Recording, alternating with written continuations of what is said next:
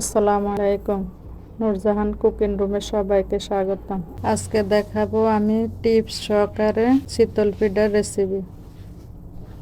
এখানে আমি বাটিতে 4 কাপ চালের গুঁড়া নিয়েছি। চালের গুঁড়াটা আমার ভিজা না, শুকনা। আমি চাউলটারে ধুয়ে তারপরে গুঁড়া করেছি।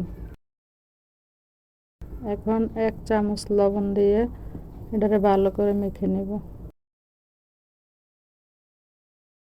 আমার মাখানো শেষ। এখন আমি 1 টেবিল চামচ তেল দেব। তেলটা আপনারা অবশ্যই দিবেন। তেলটা দিলে বারে বারে কড়াই আর ব্রাশ করতে হয় না, একবারে ব্রাশ করলে হয়। আমি যে গরম পানি নিচে আঙ্গুলটা যেন সহ্য করতে পারি এরকম গরম। এখন আমি আস্তে আস্তে পানি দেব আর এটারে মেখে নেব। একটু সময় নিয়ে ভালো করে মেখে নেবেন। এই চিতল পিঠা ডোটারে যত ভালো করে মাখবেন পিঠাটা তত ভালো হবে। অনেকে বলে যে আমার পিঠা ফুলে না, পিঠা শক্ত হয়ে যায়। এভাবে যদি আপনারা ফলো করে ভালো করে মেখে নেন তাহলে অবশ্যই পিঠা ভালো হবে। এভাবে কমের পক্ষে 10 মিনিট মেখে নেবেন। একটু সময় নিয়ে মাখবেন এগুলোরা। যত ভালো মাখবেন তত পিঠা ভালো হবে।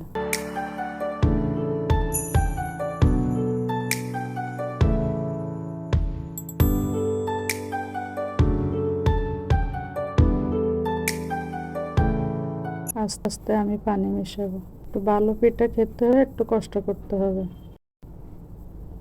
আমি তো হাত দিয়ে মেখেছি, আপনারা চাইলে চামচ দিয়ে মাখতে পারেন। যার যেটা দিয়ে সুবিধা হয় ওইভাবে মেখে নেবেন।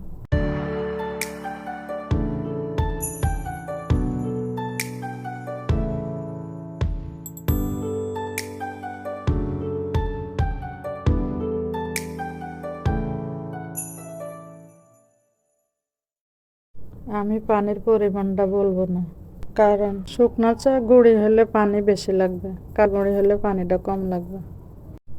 আপনারা পিঠা বানানোর আগে আবার একটু ডোটা চেক করে নেবেন, কারণ 10 মিনিট রেস্ট রাখার পরে আবার ঘন হয়ে যায়। ঘন হলে আবার একটু পানি দিয়ে ডোটা এভাবে পাতলা করে নেবেন। এ দেখেন এইভাবে যেন ঘনত্ব হয়, চামচের উল্টা পিঠে টান দিলে যেন সরে যায়, এরকম ঘনত্ব করবে। যে আমি আবারও দেখে দিচ্ছি, এরকম ঘনত্ব করবেন।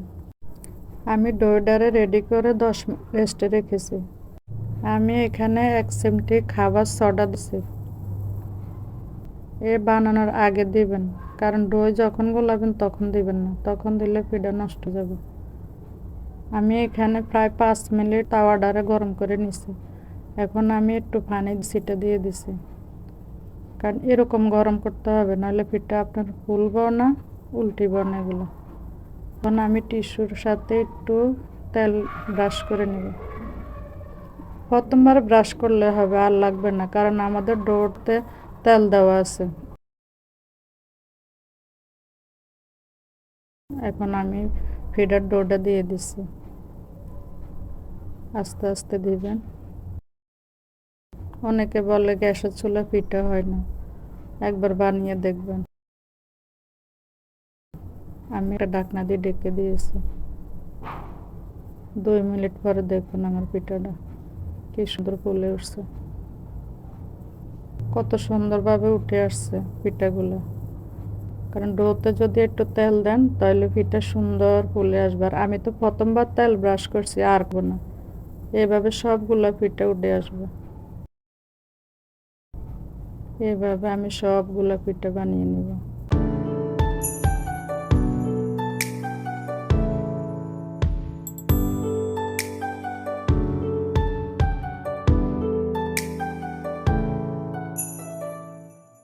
দেখুন আমি কিন্তু আর কোনো তেল ব্রাশ করিনি, প্রথমবারে ব্রাশ করেছি। চুলার আঁচটা একদম মিডিয়ামে রাখবেন, কারণ এগুলো লোহার কড়াই তো। আমার এই শাঁসটা কিন্তু লোহার। দেখুন কত সুন্দর ফুলে উঠছে পিঠাগুলো। বানানোর আগে খাবার সোডাটা অবশ্যই দেবেন। যখন ডইগুলো রেস্টে রাখবে তখন দেবেন না, তাহলে পিঠা নষ্ট হয়ে যাবে। তাহলে এরকম ফুলে ফুলে উঠবে। যাদের হাতে পিঠা হয় না তারাও বানাইতে পারবে।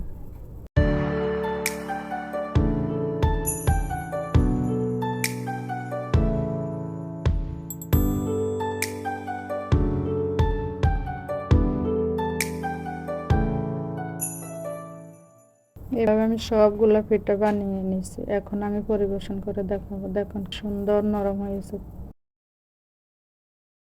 ফুলে ফেটে গেছে। দেখুন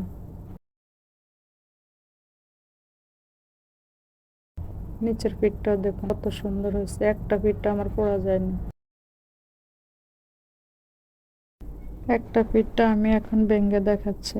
দেখুন কি সুন্দর হয়েছে, নরম তুলতুলে, জালি জালি হয়েছে। আমি শুটকির ভর্তা দিয়ে পরিবেশন করেছি।